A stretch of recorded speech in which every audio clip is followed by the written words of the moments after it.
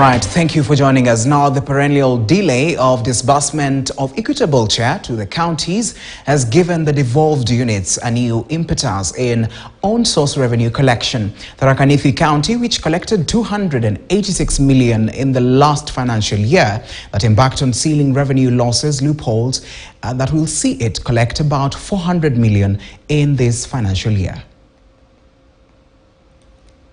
Performance collection rapid resort initiative that we conducted a few weeks ago, and believe it or not, we realize that we are losing up to 500 million per week.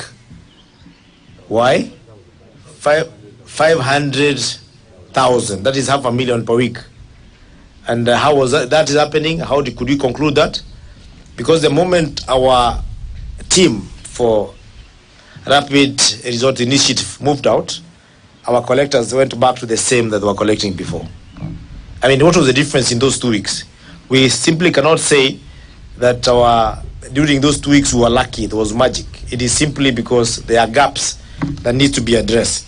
And that is when we decided to put cameras, and even those cameras will not help us unless we have proper monitoring. Our assessment by Commission on Revenue Allocation is 759. That is our potential. 759 is our potential, but we want to start na kujipima na 400 so that we see how we can get there. And hakuna pesa itaongezeka ya mama mboga.